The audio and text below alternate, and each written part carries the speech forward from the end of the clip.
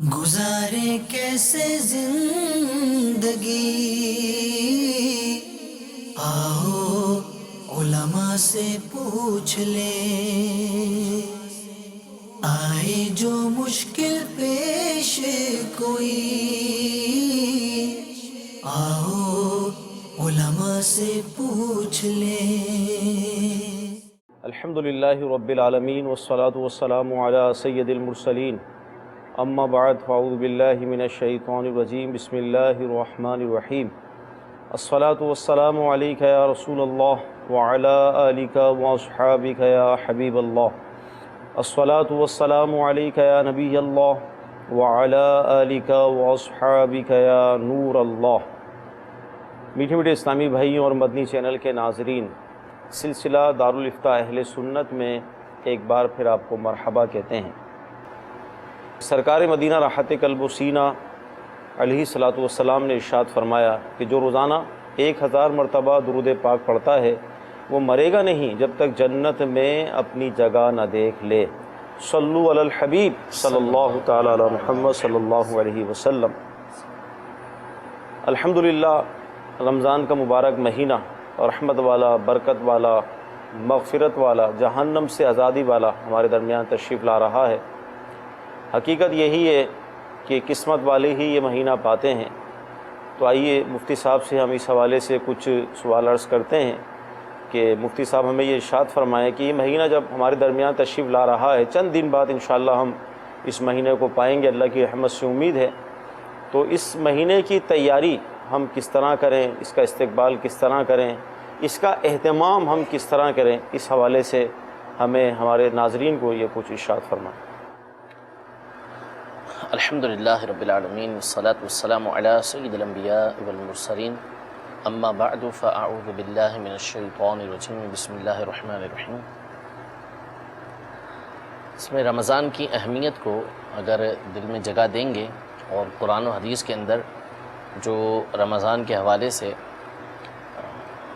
فضائل جو آئے ہیں یا نبی کریم صلی اللہ علیہ وسلم کا جو طریقہ کار آیا ہے اس کو پیش نظر رکھیں گے تو خود ہی ہمیں معلوم ہوگا کہ ہمیں رمضان کا کس قدر اہتمام کرنا چاہیے اور رمضان کی کیسی اہمیت اللہ اور اس کے حبیب صلی اللہ علیہ وسلم کی بارگاہ کے اندر موجود ہے، کہ اس سے ایک اندازہ لگائیں کہ نبی کریم صلی اللہ علیہ وسلم رمضان کے آنے کے وقت جو ہے یہ باقاعدہ صحابہ کرام علیہم رضوان کو جمع کر کے آپ نے اعلان فرمایا کہ تمہارے پاس ایک ایسا مہینہ آ گیا کہ جس کے اندر آسمانوں کے اور بعض روایتوں میں جنتوں کے دروازے کھول دیے جاتے ہیں اور آخر رمضان تک بند نہیں کیے جاتے، جہنم کے دروازے بند کر دیے جاتے ہیں اور آخر رمضان تک کھولے نہیں جاتے، جو سرکش شیاطین ہیں ان کو قید کر دیا جاتا ہے تاکہ وہ امت محمدیہ کو بہکا نہ سکیں۔ تو یہ جمع کرنا، پھر اس کے بعد صحابہ کرام علیہم رضوان کو اس مہینے کی اہمیت بتانا، یہ خود ایک تعلیم ہے، تربیت ہے، ترغیب ہے کہ یہ مہینہ عظمت والا ہے، اس میں اللہ تبارک و تعالیٰ کی خاص عبادت کا اہتمام کرنا ہے۔ اسی لیے نبی کریم صلی اللہ تعالیٰ علیہ وآلہ وسلم صحابہ کرام علیہم رضوان کو جمع فرمایا کرتے تھے، اور یہ صرف قول کے اعتبار سے نہیں تھا نبی کریم صلی اللہ تعالیٰ علیہ وسلم کا، بلکہ نبی کریم صلی اللہ تعالیٰ علیہ وسلم کی ذات گرامی وہ ہے کہ ابتدائے اسلام کے اندر آپ علیہ السلام ابتدا میں آپ علیہ السلام بہت زیادہ عبادت کیا کرتے تھے۔ ویسے تو ساری زندگی آپ کی عبادت میں ہی گزری ہے، لمحہ لمحہ آپ کا اللہ کا ذکر ہوتا تھا۔ حضرت بی بی عائشہ صدیقہ رضی اللہ تعالی عنہا فرماتی ہیں کہ کان یذکر اللہ فی علی کل احیانی، حضور علیہ السلام ہر لمحہ اللہ تبارک و تعالیٰ کا ذکر کیا کرتے تھے۔ تو ابتدائے اسلام میں حضور علیہ السلام ساری رات اللہ تبارک و تعالیٰ کی بارگاہ میں قیام کرتے تھے، کھڑے رہتے تھے، عبادت کرتے تھے۔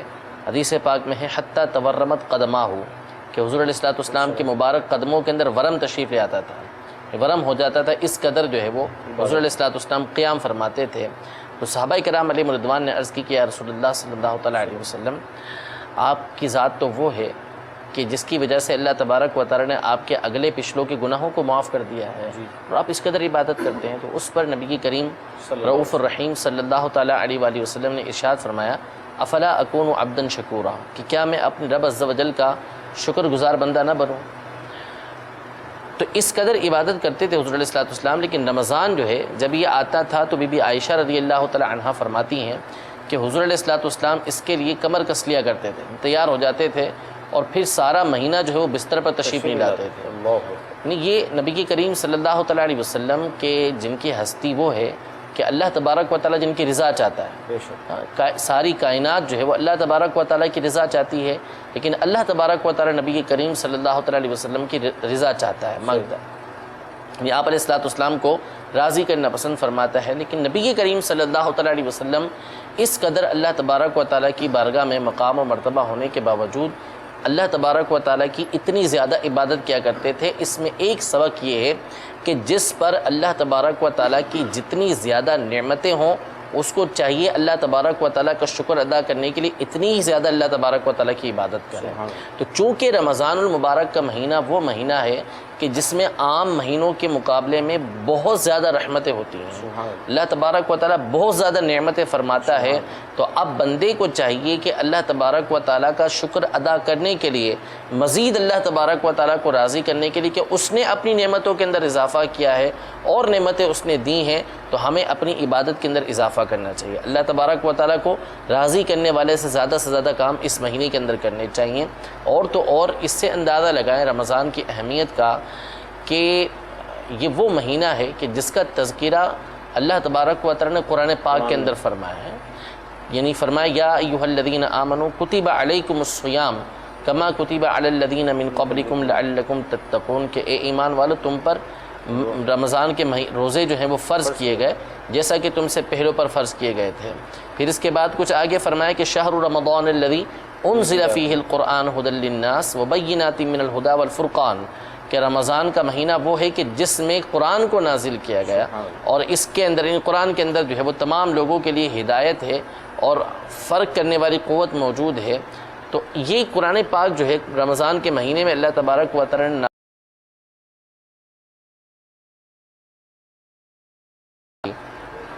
اسی طرح ہم عالم بالا کے اعتبار سے دیکھیں تو رمضان کا مہینہ وہ ہے کہ شروع سال سے سال کی ابتدا سے جو ہے وہ رمضان کی آمد کے لیے جنت کو سجایا جاتا ہے. سبحان اللہ. جنت خوب سجائی جاتی ہے. جب رمضان کا چاند نظر آتا ہے، پہلی رات ہوتی ہے، تو درختوں کے نیچے سے خوبصورت ہوائیں چلتی ہیں، ٹھنڈی ٹھنڈی ہوائیں چلتی ہیں کہ حور عین پوچھتی ہے کہ یہ کیا چیز ہے.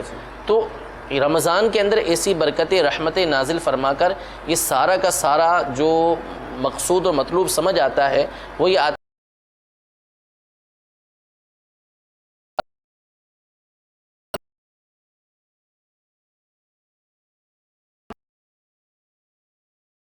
سے زیادہ نپٹانے کی کوشش کریں. اور رمضان کے مہینے میں ہمارا جو مقصد ہونا چاہیے وہ اپنے رب عز و جل کو راضی کرنا ہونا چاہیے، نہ کہ ہمیں کمانے کی زیادہ فکر نہیں ہونی چاہیے، بلکہ زیادہ ہمیں جو کمانے کی فکر ہونی چاہیے وہ آخرت کمانے کی فکر ہونی چاہیے کہ ہم آخرت کما کر اپنے رب عز و جل کو راضی کرنے کی کوشش کریں.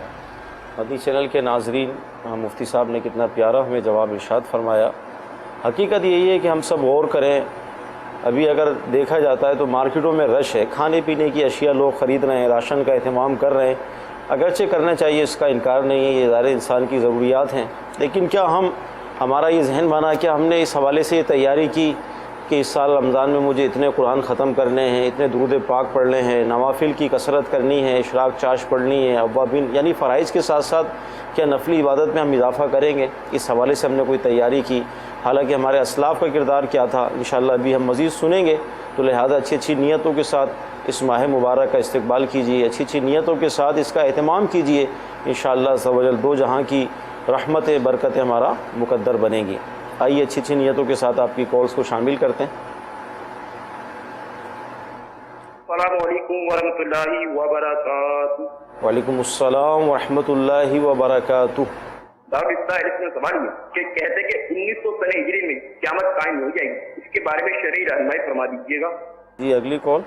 سر میں دوست ہے، اس کے سر میں بال نہیں ہے، وہ بال لگائے گا آپریشن کروا کے یا سرجری سے بھی، وہ جائز ہے؟ انشاءاللہ عرض کرتے ہیں. جی اگلی کال. یہ سوال ہے کہ ہمارے 5 بچے ہیں، 4 लड़के हैं और 1 लड़का। में हकीकत के लिए वो भैंस का बच्चा होता है ना, बछड़ा, संडा कहते हैं, ढेकड़ा कहते हैं, वो छोड़ा हुआ है। हकीकत के लिए 4 बेटे और 1 बेटी है। ये काफी है या कम है या ज्यादा? मेहरबानी फरमाकर इसका हल बता दीजिए। अस्सलाम वालेकुम व रहमतुल्लाह व बरकातहू। क़यामत के हवाले से था पहले कॉलर हमारे, वो ये पूछ रहे थे कि ये कहा जाता है कि 1900 सने हिजरी के अंदर जो है वो क़यामत आ जाएगी, कायम हो जाएगी। इसमें देखिए कि पहली बात ये है कि क़यामत का जो इल्म है वो पोशीदा रखा गया है। क़यामत का इल्म अल्लाह तबारक व तआला के पास है और अल्लाह तबारक व तआला के बताए से, उसकी अता से जो है वो उसके प्यारे रसूल सल्लल्लाहु अलैहि वसल्लम और उनकी बारगाह से जो है वो जिसको दिया गया वही जानता है। यानी अल्लाह तबारक व तआला ने क़यामत का इल्म हर एक को ये नहीं दिया। तो क़यामत ये अचानक आएगी, ठीक है। यसअलूनका अनिस्साअ, आपसे क़यामत के बारे में सवाल करते हैं तो आपने ये हुक्म दिया गया कि क़यामत जो है वो अचानक आएगी।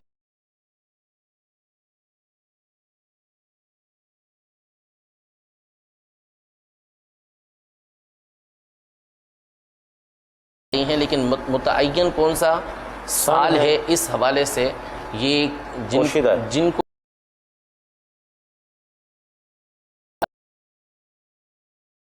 ये 1900 सने हिजरी का जो मामला है वो यूँ है कि बाज़ बुज़ुर्गों ने अपने कश्फ के एतबार से ये कहा कि फ़लाँ सने हिजरी के अंदर जो है वो ये उम्मत इससे आगे नहीं बढ़ेगी। जैसे अल्लामा जलालुद्दीन सुयूती शाफ़ी रहमतुल्लाहि तआला अलैह ने इस हवाले से एक रिसाला भी लिखा और इनका जो अपना एक तज्ज़िया था उसके मुताबिक इन्होंने कहा कि सन 1300 हिजरी से ज़्यादा ये उम्मत आगे नहीं बढ़ेगी। लेकिन अब ये 1436 सने हिजरी हो गया। सैयदी आला हज़रत इमाम अहले सुन्नत ने भी फरमाया कि ये देखें हम आगे बढ़ चुके हैं। सही।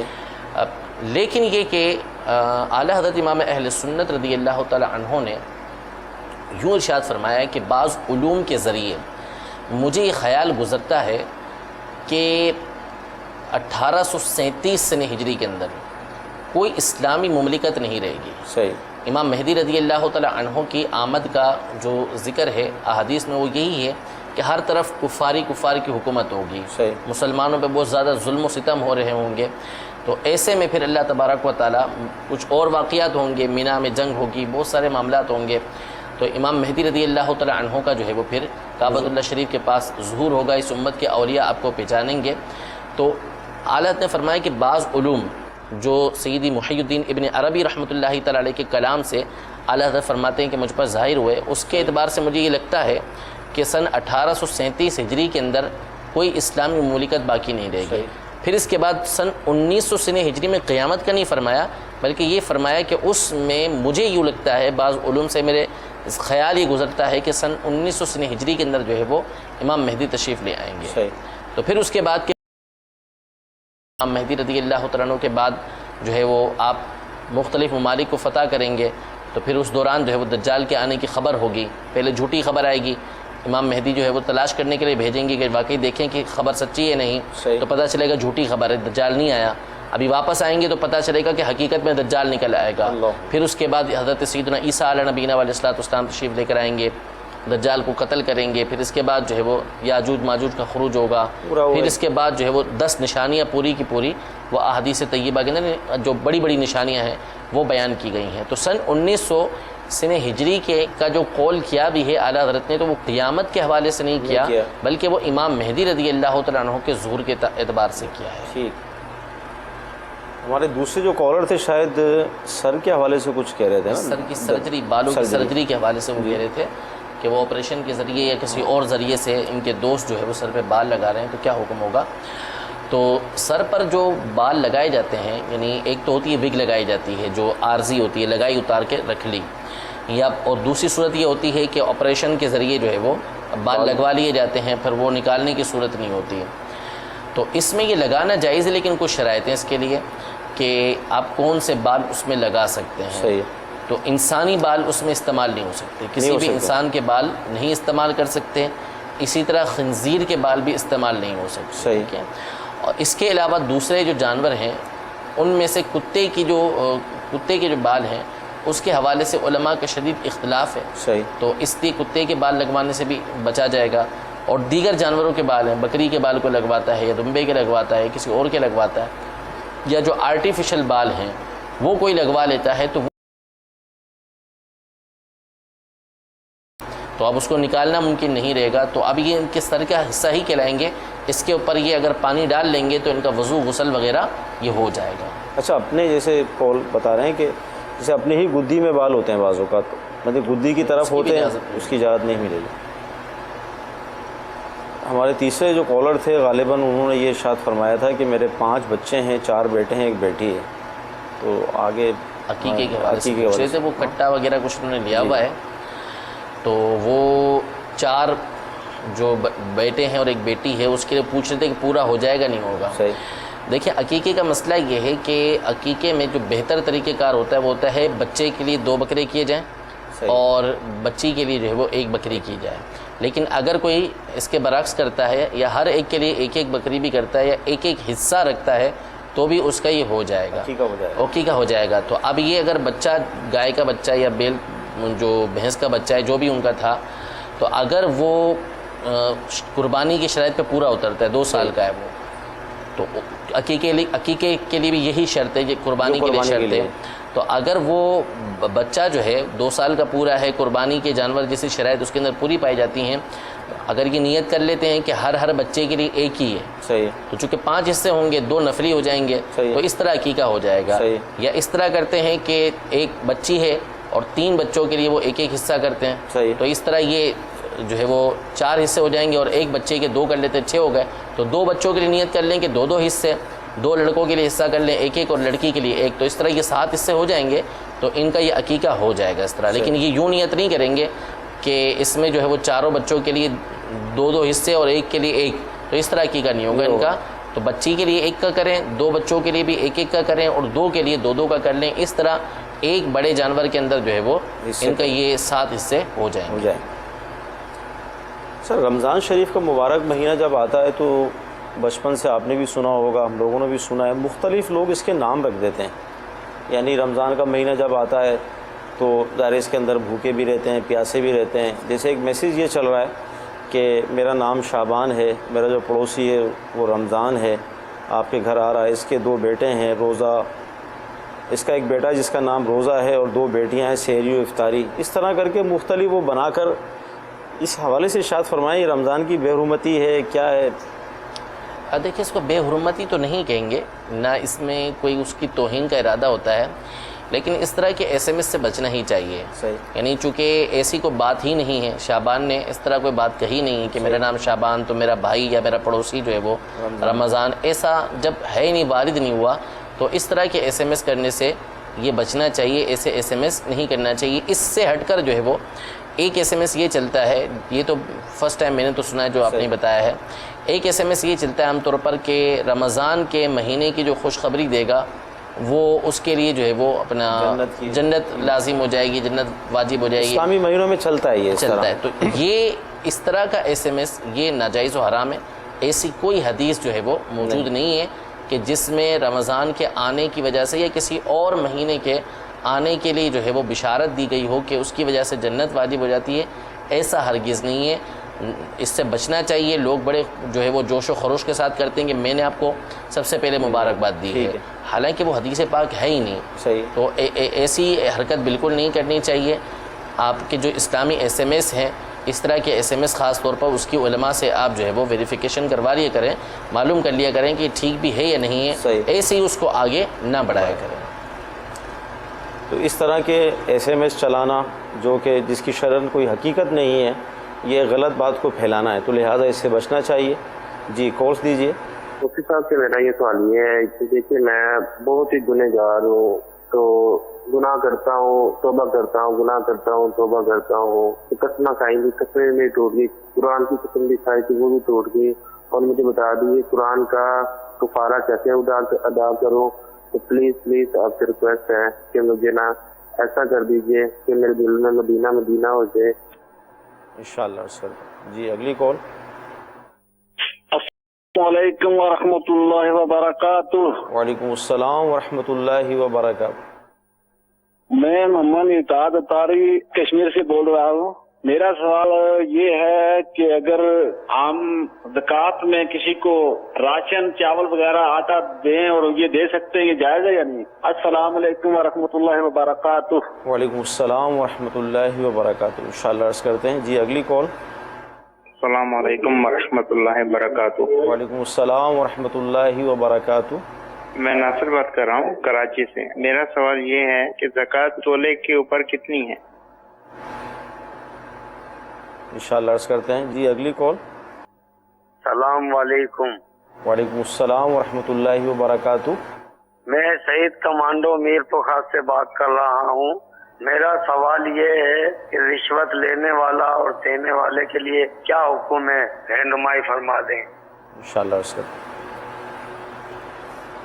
گناہ گار ہوں، توبہ کرتا ہوں، پھر گناہ کرتا ہوں، کون قسم بھی کھائی قرآن پاک کی۔ قسم بھی کھائی کیا؟ دیکھیں گناہ سے بچنا تو لازم ہے، کیونکہ گناہ اللہ تبارک و تعالیٰ کی نافرمانی ہے، تو اور اللہ تبارک و تعالیٰ کریم ہے، وہ مالک پروردگار ہے، تو اس کی نافرمانی سے بچنا ہر بندے پر لازم ہے۔ لہذا اپنے آپ کو گناہوں سے بچانا یہ ضروری ہے، اور جب بھی گناہ ہو جائے تو اس پر توبہ کرنا یہ ضروری ہے۔ ٹھیک۔ اب یہ جو اپنی کنڈیشن بتا رہے تھے کہ میں توبہ کرتا ہوں پھر گناہ کرتا ہوں، تو اولاً تو یہ توبہ کا مفہوم سمجھ لیں کہ توبہ کے بارے میں کئی دفعہ ہم اپنے سلسلے میں بتا چکے ہیں کہ توبہ کا مطلب ہوتا ہے اپنے پچھلے گناہ پر نادم ہو کر آئندہ نہ کرنے کا پختہ ارادہ کرنا۔ ٹھیک۔ یعنی بندہ پختہ ارادہ کرے کہ میں آگے نہیں کروں گا، اللہ رب العزت سے اس بات کا اظہار کرے کہ میں نے یہ کام آئندہ نہیں کرنا۔ تو اگر اس طریقے سے یہ توبہ کرتے ہیں، پکی سچی توبہ کر لیتے ہیں، اس کے بعد جو ہے بتقاضۂ بشریت ان سے گناہ ہو جاتا ہے، تو پھر اس صورت میں یہ دوبارہ توبہ کریں اسی انداز کی، تو پھر اس دوبارہ گناہ ہو جاتا ہے تو بار بار توبہ کرتے رہیں۔ لیکن توبہ کے لیے جو بنیاد ہے وہ یہ ہے کہ اول تو اس پر شرمندگی ہونی چاہیے، اور پھر آئندہ نہ کرنے کا پکا ارادہ ہونا چاہیے۔ تو اس طرح اگر 1000 بار بھی ہو گیا تو اللہ تبارک و تعالیٰ یہ معاف فرمانے والا ہے۔ حدیث پاک کے اندر ہے کہ اگر ابن آدم جو ہے اپنے گناہوں سے زمین و آسمان کو بھر دے اور پھر میری بارگاہ میں توبہ کرے تو بھی میں اس کے گناہوں کو معاف کر دوں گا، ٹھیک ہے۔ لیکن وہی بات کہ توبہ کا مطلب یہ ہے کہ آئندہ آپ نے وہ گناہ نہ کرنے کا پکا ارادہ کیا ہوا ہے، ورنہ جو گناہ پہ قائم رہ کر جو ہے وہ اللہ تبارک و تعالیٰ سے توبہ کرتا ہے، تو حدیث پاک میں فرمایا کہ ایسا شخص جو ہے وہ اپنے رب عز و جل لہٰذا اس پر اس سے بچنا یہ لازم ہوگا۔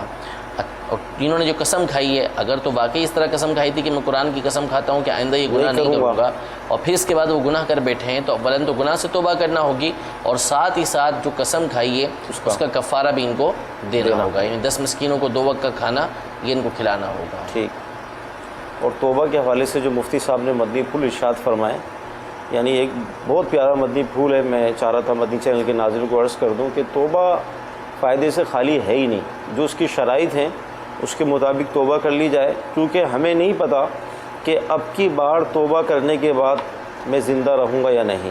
مثال کے طور پہ آپ نے توبہ کی اور توبہ کرنے کے بعد ہی کچھ دنوں کے بعد یا کچھ لمحوں کے بعد موت واقع ہو گئی، تو موت جو ہے وہ توبہ پہ ہوگی، تو لہذا بتقاضۂ بشریت اگر گناہ ہو جائے تو آدمی کو توبہ کرنے سے غفلت نہیں کرنی چاہیے کہ پتہ نہیں کہ توبہ کے بعد ہی انتقال ہو جائے اور آدمی کی موت توبہ پہ ہو۔ زکوٰۃ کے اندر جیسے رمضان کے مہینے میں لوگ راشن بھی تقسیم کرتے ہیں اور اشیاء دینا چاہتے ہیں، تو اس حوالے سے زکوٰۃ ادا ہو جائے گی؟ جی بالکل ادا ہو جائے گی۔ اگر راشن دیتے ہیں، کپڑے دیتے ہیں، یا چاول آٹا وغیرہ جو بھی انہوں نے کہا وہ چیزیں دیتے ہیں تو زکوٰۃ بالکل ادا ہو جائے گی، لیکن یہ دھیان رہے کہ جو بھی شے آپ دے رہے ہیں وہ جو اس کی مارکیٹ ویلیو ہے اس کے حساب سے ہی آپ کی زکوٰۃ ادا ہوگی۔ مثلا مثال کے طور پر آپ نے جو آٹا وغیرہ دیا ہے اور چاول وغیرہ دیے ہیں تو ان کی قیمت جو ہے وہ 2000 روپے بنتی ہے، یعنی بازار میں لینے جائیں گے تو یہ 2000 میں آپ کو جو ہے وہ دے گا، تو یہ 2000 بنے ہیں۔ اب اس کی جو زکوٰۃ ادا ہوگی وہ 2000 روپے کی زکوٰۃ ادا ہوگی۔ یہ نہیں کہ یہ کہہ رہا ہے کہ میں بس میں وہاں پر گیا یا میں رکشے میں وہاں پر گیا، لے کر آیا 100 روپے رکشے کے لگے، اور پھر اس کے بعد جو ہے وہ مزدور لیا تھا تو مزدور کے اٹھانے کے 100 روپے لگے، تو یہ چیزیں اس کے اندر شامل نہیں کرے گا، بلکہ جو اس کی قیمت ہے جتنے میں وہ سامان ملتا ہے اس سامان کے اعتبار سے اس کی زکوٰۃ یہ ادا ہوگی۔ تو 2000 روپے کا سامان دیا ہے تو اب 2000 روپیہ اس کے زکوٰۃ کے اندر یہ کاؤنٹ ہو جائیں گے۔ اچھا، یہ جو اس طرح راشن وغیرہ بانٹتے ہیں تو زکوٰۃ تو شرعی فقیر جو مستحق ہے اسی کو ادا ہوگی نا، اور اس طرح جو بانٹ رہے ہیں اور وہ زکوٰۃ اگر بانٹ رہا ہے تو احتیاط اس میں آپ ارشاد فرما دیں۔ بالکل ظاہر ہے کہ بڑا نازک دور ہے، نفسا نفسی کا دور ہے، لوگ عبادت کرتے بھی ہیں تو فارمیلٹی بہت دفعہ پوری کرتے ہیں اور بس وہ کر دیا صحیح، جو شریعت کے معاملات ہیں اس کی طرف توجہ نہیں کرتے۔ ٹھیک، تو یہ جو راشن بانٹتے ہیں تو اس میں بہت زیادہ بے احتیاطیاں ہوتی ہیں، یعنی میں نے خود اپنی آنکھوں سے دیکھے ہیں معاملات اس طرح کے، ہمارے علاقے میں بہت ہوتا ہے اس طرح۔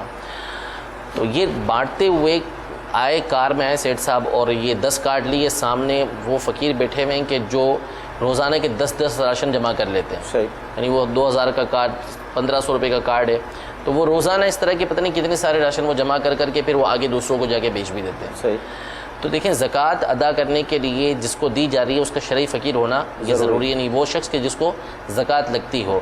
اب ایک تو ہے کہ آپ کو معلوم ہے کہ یہ شرعی فقیر ہے، دوسرا یہ کہ آپ کو معلوم نہیں ہے، اب وہ فقیروں کی لائن میں لگ کے آپ سے سوال کر رہا ہے کہ مجھے بھی زکوٰۃ آپ دیں، اور آپ کا دل اس پر جمتا ہے، صحیح ہے، آپ نے تحریک کی اور سوچا آپ نے کہ بھائی یہ فقیر لگتا ہے، اور یہ سوچ کر آپ نے زکوٰۃ دے دی، تو اب وہ بھلے سے فقیر نہ ہو، شرعی فقیر نہ ہو، لیکن آپ کی زکوٰۃ ادا ہو جائے گی۔ صحیح۔ لیکن یہ جو گھوم رہے ہوتے ہیں یا جو لائن لگا کے بیٹھے ہوتے ہیں تو ان میں اکثریت وہ ہوتی ہے کہ جو زکوٰۃ کی مستحق ہی نہیں ہوتی، صحیح۔ یہ پیشہ ور لوگ ہوتے ہیں۔ میں کھڑا ہوتا ایک دکان پر تو اس نے خود دکاندار سے میں نے پوچھا، اس سے ایک مائی کھڑی ہوئی تھی تو وہ کہہ رہی ہے مجھے نہیں ملا، یعنی کسی نے دیے ہوں گے، تو میں نے اس سے پوچھا کہ بھئی یہ کیا ہے یہ، تو کہتی ہے یہ ہر آنے والا جو ہے نا اس سے ایک لیتی ہے اور کہتے ہیں مجھے نہیں ملا، یعنی روزانہ کے 15-20 کارڈ یہ آرام سے جمع کر لیتی ہے اور آگے جو ہے وہ جو بھی کرتی ہے وہ اس کو معلوم ہے اس طرح۔ تو ہمارے یہاں لوگ اس کی طرف توجہ نہیں کرتے۔ یاد رکھیے کہ یہ آپ دے دیتے ہیں نا تو یہ کوئی کمال نہیں کرتے، کہ بعض لوگوں کے پاس اتنا پیسہ ہوتا ہے کہ 1,00,000 1.5 لاکھ 2 لاکھ روپے نکالنا ان کے لیے پرابلم نہیں ہوتا، یعنی وہ ایسے ہی خرچ کر ڈالتے ہیں۔ اگر آپ دل کی خوشی چاہتے ہیں نا کہ آپ کے دل کے اندر حقیقی خوشی داخل ہو، فرحت ملے، تو آپ غریبوں کو ڈھونڈیں، صحیح کہ نا، یعنی آپ اللہ تبارک و تعالیٰ کے بندے ہیں، اللہ تبارک و تعالیٰ نے آپ پر نعمت کی ہے، اور یہ یاد رکھیے حدیث پاک کے اندر ہے کہ اللہ تبارک و تعالیٰ جب کسی بندے کو کوئی نعمت دیتا ہے، وہ کسی صورت میں بھی نعمت ہو، تو لوگوں کی حاجتیں اس سے وابستہ کر دیتا ہے، لوگ اس سے اپنی حاجتیں وابستہ کر لیتے ہیں، یعنی اللہ تبارک و تعالیٰ نے اس پر نعمت کی ہے، تو اب یہ اس کا اپنا کمال نہیں ہے، صحیح، ٹھیک ہے نا، یہ اس نے محنت کی یا اپنی ذہانت کو استعمال کیا، تو اگرچہ اس نے مال بنا لیا، صحیح، بہت کچھ مال بنا لیا اس نے، لیکن یہ مال بن جانا اگر صحیح جائز طریقے سے اس نے جمع کیا ہے تو یہ اس کا اپنا کمال نہیں ہے، رب تبارک و تعالیٰ نے اس کو دیا ہے، ورنہ اگر صرف ذہانت اور محنت یہ دولت جمع کرنے کے لیے کافی ہوتی نا تو پھر جو بیوقوف لوگ تھے وہ مر جاتے، صحیح، ٹھیک ہے نا، یعنی ہر ذہین کو پیسہ مل جائے یہ لازم نہیں ہوتا، ہر محنت کرنے والے کو پیسہ مل جائے یہ لازم نہیں ہوتا، ورنہ مزدور جو ہے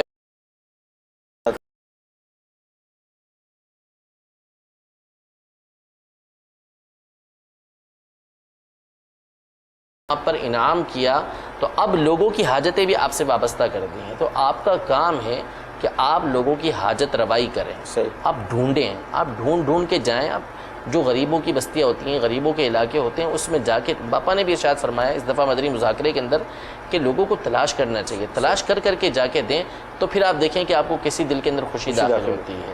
تو اصل یہ ہے نہ یہ کہ جو آ رہا ہے اور آپ نے اٹھا کے اس کو دے دیے، بعض لوگ تو اس میں یہ بھی خیال نہیں کرتے کہ وہ مسلم کو دے رہے ہیں یا غیر مسلم کو دے رہے ہیں، وہ رش لگا ہوتا ہے، اور اس میں بہت زیادہ دوسروں کے لیے بھی آزمائش ہوتی ہے، صحیح، کہ وہ رش لگ گیا، اب جو چلنے پھرنے والے ہیں، جو سامنے گھر والے ہیں، ان کے لیے الگ آزمائش ہوتی ہے، پریشانی ان کے لیے الگ ہوتی ہیں، اور پھر اس کے بعد جو ہے وہ اب جو بندہ خود تقسیم کر رہا ہوتا ہے اس میں تفاخر کا اور ریا کا بہت بڑا جو ہے وہ دخل ہو سکتا ہے اس کے اندر، لہذا اس سے بچنا چاہیے، اور آپ کوشش یہی کریں کہ غریبوں کو تلاش کر کے ان تک چیزیں پہنچائیں، پھر آپ دیکھیں کہ آپ کے دل کے اندر کیسی خوشی داخل ہوتی ہے۔ اللہ تعالی ہمیں توفیق دے کہ ہم جس طرح مفتی صاحب نے فرمایا اس کے مطابق ہی اپنا یہ کام کریں۔ سونے پر زکوٰۃ کتنی ہے حضور؟ سونا ہو یا چاندی ہو یا کوئی بھی رقم ہو، اس پر یعنی مال تجارت سونا چاندی اور جو رقم ہے اس کے اوپر شریعت کی طرف سے جو مقرر کردہ زکوٰۃ ہے وہ 2.5% ہے، یعنی 100 روپے پہ 2.5 روپے آپ کو یہ نکالنے ہیں، 1000 روپے پر جو ہے وہ آپ کو اپنا 25 روپے نکالنے ہیں، تو یہ زکوٰۃ ہے۔ سونا جتنا بھی ہے ان کا تو اس کا 40واں حصہ جو ہے وہ 2.5%۔ سونے کی مقدار کتنی ہوگی کہ جب زکوٰۃ لازم؟ اچھا، نصاب کے اعتبار سے پھر یہ ہوگا کہ اگر تو صرف اور صرف سونا ہے تو اس کا 7.5 تولہ ہونا یہ ضروری ہے، صحیح۔ اور اگر سونے کے ساتھ چاندی ہے تو پھر 7.5 تولہ ہونا اس کا ضروری نہیں ہے۔ اسی طرح ضرورت یعنی آپ کے جو مہینے کا خرچہ ہے، حاجتیں ہیں، اس کے علاوہ آپ کے پاس خرچہ موجود ہے، رقم موجود ہے، تو وہ بھی اس کے اندر انکلوڈ ہو جائے گی، مل جائے گی اس کے ساتھ۔ پھر اس کے بعد دیکھا جائے گا کہ اب یہ رقم جو ہے وہ 52.5 تولہ چاندی تک پہنچتی ہے یا نہیں پہنچتی، تو اگر پہنچ جاتی ہے تو اس صورت میں پھر اس کے اوپر زکوٰۃ لازم ہے۔ آج کل آرٹیفیشل امیٹیشن جیولریز وغیرہ بھی ہوتی ہیں، تو وہ اگر سونے کے ساتھ ہیں تو نہیں، وہ اگر وہ بیچنے کے لیے ہیں ہاں تو پھر وہ ملائے جائیں گی سونے کے ساتھ۔ اس کی بھی قیمت تو ورنہ- ہوتی ہے؟ نہیں، قیمت تو ہوتی ہے، لیکن وہ اپنا بیچنے کے لیے سونا یا چاندی نہیں ہے۔ اسی طرح جو ہے وہ مال تجارت جب نہیں ہے وہ، اور وہ رقم بھی نہیں ہے، تو پھر وہ شامل نہیں ہوگی اس کے لیے۔ ٹھیک۔ رشوت دینا اور لینا کیا حکم ہے؟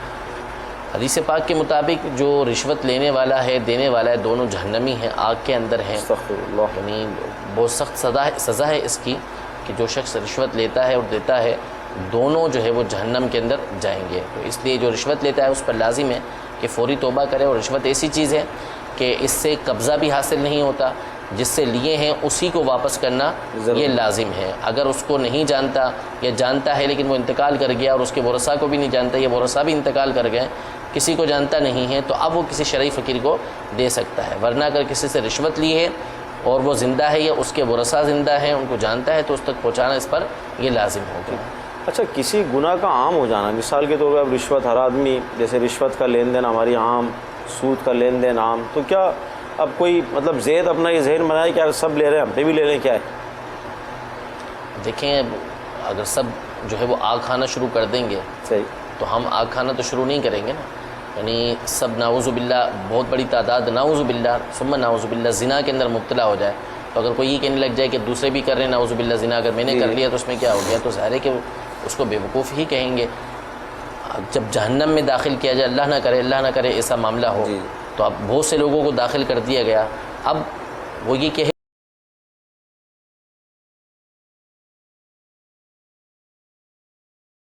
اپنے بیٹی کو فدیہ بنانے کے لیے تیار ہو جائے گی، اپنی اولاد کو فدیہ بنانے کے لیے تیار ہو جائے گی کہ بھلے یہ جہنم میں جائے میں بچ جاؤں۔ تو ایسی کنڈیشن میں اگر دوسرے لوگ جہنم میں جا رہے ہیں تو بندہ اس وقت بھی یہی تمنا کرے گا کہ میں جہنم سے بچ جاؤں۔ تو نعوذ باللہ اللہ کی بارگاہ کے اندر جو ہے وہ یہ عذر کام نہیں آئے گا، اللہ کی بارگاہ کے اندر یہ جواب نہیں دے سکیں گے کہ سب رشوت لے رہے تھے اس لیے میں نے بھی رشوت لی ہے تو مجھے چھوڑ دیا جائے، ایسا ہرگز نہیں ہوگا۔ ایک حدیث پاک سے یہ سمجھے کہ مثال کے طور پہ سمجھایا گیا کہ اگر کسی انسان کے قتل کے اندر زمین اور آسمان والے سارے جمع ہو جائیں تو اللہ تبارک و تعالیٰ سب کو اوندے منہ جہنم کے اندر داخل کرے گا۔ تو اگر سب شامل ہو گئے ان کاموں کے اندر، رشوت کے اندر، سود کے اندر، تو اس کا مطلب یہ نہیں ہو جائے گا کہ میرے لیے تخفیف ہو گئی، اب میں کروں گا تو اللہ تبارک و تعالیٰ سب کو چھوڑ دے اور مجھے بھی چھوڑ دے گا، یہ لازم نہیں ہے۔ اللہ تبارک و تعالیٰ سب کے ساتھ اس کو بھی جہنم میں داخل کر سکتا ہے، لہذا یہ کو کہ دوسرے کر رہے ہیں تو ہمارا کرنا یہ درست ہو گیا۔ اچھا، بعض دفعہ ایسا ہوتا ہے کہ آپ رشوت نہیں دینا چاہتے لیکن سامنے والا مجبور کر رہا ہے، آپ کا کام بغیر رشوت کے ہوگا ہی نہیں، کوئی چیز آپ کو بنوانی ہے، کوئی چیز آپ کو لینی ہے، اپنا کوئی کام، اب تو جیسے ادارے ہوتے ہیں بعض، تو وہاں پر آدمی کیا کرے؟ دیکھیں، رشوت کی جو اجازت ہے وہ اس صورت میں جب کہ بندے کا اپنا حق جو ہے وہ متحقق ہو گیا ہو، یعنی اس کا حق ثابت ہو گیا۔ مثال کے طور پر اس کی نوکری اپروول آ گئی اوپر سے کہ بھائی آپ فلاں دن نوکری پر آ جائیے، ٹھیک ہے، اب یہ پہنچا تو وہاں پر جو ماتحت ہے اس نے بول دیا کہ بھائی میں تمہیں اس پر بیٹھ نہیں دوں گا سیٹ پر جب تک کہ تم مجھے کچھ دو گے نہیں۔ تو اب چونکہ اس کا حق متحقق ہو چکا ہے، اس کی نوکری اپروول ہو کر آ چکی ہے کہ بھئی آپ کی نوکری ہو چکی ہے، اب اس کو نوکری مل چکی ہے، اب ایسی کنڈیشن بن گئی تو اس میں اس نے دے دیا تو یہ ایک الگ صورتحال ہے۔ تو جہاں حق متحقق ہوتا ہے اور وہ ہر بندہ اس کی جانچ نہیں کر سکتا کہ کہاں اس کا حق بن رہا ہے، تو ایسی صورت میں وہ اگر رشوت دیتا ہے جہاں اس کا حق متحقق ہو گیا تو وہاں پر وہ دے سکتا ہے، باقی ہر جگہ اس کو دینے کی جو ہے وہ شرعاً اجازت یہ نہیں ہوگی۔ اور یہاں بھی ہم مدنی چینل کے ناظرین سے یہی عرض کریں کہ جب بھی اس طرح کی صورتحال میں آپ گرفتار ہو جائیں تو مفتیان کرام سے رجوع کریں، معلومات کریں، اس کے بعد ہی اگلا اسٹیپ، اگلا قدم آپ اٹھائیں، اپنے تئیں خود فیصلہ نہ کریں کہ اب میرے لیے جائز ہو گیا اور میں رشوت دے کر اپنا یہ کام نکلوا لوں، تو ایسا خود نہ کریں، پہلے مفتیان کرام سے دارالفضل سنت میں فون کر معلومات کر لیں، اس کے بعد جو آپ کو حکم ملے اس پر عمل کیجیے۔ جی اگلی کال۔ السلام علیکم ورحمۃ اللہ وبرکاتہ۔ وعلیکم السلام ورحمۃ اللہ وبرکاتہ۔ محمد صادق اتاری عرض کر رہا ہوں UAE سے۔ قبلہ مفتی صاحب سے یہ سوال کرنا ہے کہ ہم لوگ بچہ اڈاپٹ کرنا چاہتے ہیں، یعنی بچہ گود لینا چاہتے ہیں، تو اس حوالے سے شرعی رہنمائی فرما دیں۔ تو اگر بیٹا لیا جائے شرعی حکم کیا ہوگا، کیا مسائل ہوں گے، اور بیٹی لی جائے تو کیا شرعی حکم ہوگا، شرعی احکامات کیا ہوں گے۔ جی اگلی کال۔ السلام علیکم ورحمۃ اللہ وبرکاتہ۔ وعلیکم السلام ورحمۃ اللہ وبرکاتہ۔ نوید اتاری فیضان زمزم ایلسی سے عرض گزار ہوں۔ یہ ارشاد فرمائیں کہ جو اسلامی بھائی 3 سال سے روزے نہ رکھ سکے وہ روزوں کا کفارہ کیسے ادا کرے اور اس کی کیا ترکیب ہوگی؟ السلام علیکم ورحمۃ اللہ وبرکاتہ۔ وعلیکم السلام ورحمۃ اللہ۔ پہلے جو کالر تھے ہمارے وہ شاید بچہ اڈاپٹ کرنے کے حوالے سے کہہ رہے تھے، گود لینے کے حوالے سے۔ دیکھیں بچہ جو لینا ہے وہ گود لینا جائز ہے کہ بچہ آپ گود لے لیں، لیکن اس کی کچھ شرائط ہیں کہ بچے کو جب گود لیا جاتا ہے تو اس میں بعض بے احتیاطیاں کی جاتی ہیں۔ پہلی بات یہ یاد رکھیے کہ بچے کو جب گود لیں گے تو اس کا مطلب یہ نہیں کہ آپ حقیقی اس کے والد بن گئے، لہذا آپ پر لازم ہے کہ اس کے باپ ہی کی طرف اس کو منسوب کریں گے۔ اس کے جو بھی کاغذات بنیں گے اس کے اندر اس کے باپ ہی کا، اصل باپ ہی کا نام اس کے اندر لکھا جائے گا۔ اپنی طرف اس کو منسوب کرنے کی شرعاً اجازت یہ نہیں ہے۔ دوسری بات یہ کہ اگر آپ نے بیٹا لیا ہے، لڑکا لیا ہے، تو اب یہ دیکھا جائے گا کہ وہ اس کی جو والدہ ہے، یعنی جو ان کے بیوی ہے، وہ اس کا محرم بنتا ہے یا نہیں بنتا۔ اگر مثال کے طور پر جو ہے وہ عورت نے اپنے بھائی کا بچہ لیا ہے، تو چونکہ ویسے ہی اس کی پھپھی ہے تو یہ اس کے لیے محرم ہے، یا اپنی بہن کا بیٹا لیا ہے تو چونکہ یہ اس کی خالہ ہو گئی تو یہ ویسے ہی رشتہ بن گیا، تو یہ ویسے اس کا کیا ہے، محرم ہے، لہذا پردے کا مسئلہ یہ کھڑا نہیں ہوگا۔ اور اگر یہ اس کا محرم نہیں ہے، کسی اور کا بچہ لیا ہے، مثلا اور مرد نے جو ہے وہ اپنے بھائی کا بچہ لیا، اپنی بہن کا بچہ لیا، تو چونکہ یہ اس کی جو ہے وہ ممانی ہے تو اس یا اس کی چچی ہے، تو اس صورت میں ان کا آپس میں پردہ ہوگا۔ تو اب یہاں پر ایک صورت یہ بن سکتی ہے پردہ ختم کرنے کی کہ اگر وہ بچہ 2 سال سے چھوٹا ہے اور اس عورت کو دودھ موجود ہے تو اس کو دودھ پلا دے تو یہ اس کا رضائی بیٹا بن جائے گا، یا اس کی بہن کا دودھ موجود ہے تو وہ اس کو دودھ پلا دے تو اس صورت میں یہ اس کا رضائی بھانجا بن جائے گا، تو ان کے پردے کی یہ صورت ختم ہو جائے گی۔ اور اگر بیٹی لی ہے تو بیٹی لیتے ہوئے یہ دیکھا جائے گا کہ وہ اس مرد کے لیے محرم بن سکتی ہے یا نہیں بن سکتی۔ مثلا اور مرد نے جو ہے وہ اپنی بہن کی بیٹی لی ہے تو یہ اس کا ویسے ہی ماموں ہے، یا اپنے بھائی کی بیٹی لی ہے تو ویسے اس کا چچا ہے، تو اس میں پردے کا کوئی مسئلہ یہ نہیں ہوگا۔ لیکن اگر وہ ایسی جگہ سے بچی لیتا ہے کہ جو جس کا یہ محرم نہیں بنتا تو اس کے لیے پھر وہی صورت ہے پردے والا کہ یا تو اس پردہ ہوگا، اور اگر پردہ ختم کرنا ہے تو پھر اس کی صورت یہ ہے کہ اس کی بیوی کو اگر دودھ موجود ہے اور بچی 2 سال سے چھوٹی ہے تو وہ اس کو دودھ پلا دے، یا اس مرد کی جو بہن ہے اس کو دودھ موجود ہے تو وہ دودھ پلا دے، تو اس طرح یہ سلسلہ بن سکے گا کہ ان کا آپس میں پردے کا سلسلہ ختم ہو سکے۔ ورنہ پھر اگر دودھ نہیں پلایا گیا اور یہ آپس میں محرم بھی نہیں ہے تو جب یہ بالغ یا قریب بلوغ ہو جائیں گے تو اس صورت میں ان کا آپس میں پردہ ہوگا۔ ٹھیک۔ 3 سال سے روزے نہیں رکھ رہے، قضا کر رہے ہیں، اس کا کفارہ کیا ہوگا، قضا کیا ہوگی، حکم ارشاد فرما دیں۔ 3 سال ہوں یا 1 سال ہو، اولاً تو یہ دیکھا جائے گا کہ روزے جو چھوڑے ہیں وہ بلا عذر چھوڑے ہیں یا عذر کی وجہ سے چھوڑے ہیں۔ تو اگر تو بلا عذر چھوڑے یعنی کوئی عذر نہیں تھا، سستی کاہلی کی وجہ سے چھوڑ دیے، تو اس صورت میں تو ان کو توبہ کرنا ہوگی، اللہ تبارک و تعالیٰ سے معافی مانگنا ہوگی، کیونکہ سخت گناہ کبیرہ انہوں نے کام کیا ہے، تو اس سے پھر اللہ تبارک و تعالیٰ سے معافی مانگے۔ پھر اس کے بعد اگر تو انہوں نے روزے چھوڑے ہیں، توڑے نہیں ہیں، تو چھوڑنے کی وجہ سے یہ کفارہ لازم نہیں ہوتا۔ روزہ اگر توڑا ہے تو توڑنے کی بعض صورتوں کے اندر کفارہ لازم آتا ہے۔ تو یہ چھوڑنے کی چونکہ انہوں نے بات کی تھی کہ 3 سال سے روزے رکھ نہیں رہے، جو بھی ہے وہ روزہ رکھ نہیں رہا، تو ان 3 سالوں کے روزوں کا کفارہ نہیں ہے، چھوڑنے کی بنیاد پر کفارہ نہیں ہوا کرتا۔ توبہ کرنا ہوگی اگر انہوں نے بلا عذر چھوڑے ہیں، اور پھر اس کے بعد ان تمام روزوں کو انہوں نے رکھنا ہوگا، یعنی جتنے بھی روزے ہیں 3 سال کے 30 29 جو بھی مہینے آئے ہیں اس کا حساب لگا لیں، اور پھر اس کے بعد جو ہے وہ اتنے روزے ان کو یہ رکھنے ہوں گے، چاہے ایک ساتھ رکھیں چاہے وہ الگ الگ رکھیں۔ مدنی چینل کے ناظرین، رمضان شریف کے مبارک مہینے پر گفتگو ہوئی، روزے کے حوالے سے بات ہوئی۔ ہم مسلمان الحمدللہ جب ایک مسلمان پر روزہ فرض ہو جاتا ہے تو روزے کے احکام سیکھنا بھی اس پر فرض ہو جاتے ہیں۔ ہماری خوش نصیبی ہے، ہمارے لیے سعادت ہے کہ شیخ طریقت امیر اہل سنت نے ایک کتاب مرتب فرمائی، تحریر فرمائی، جس کا نام ہے فیضان رمضان۔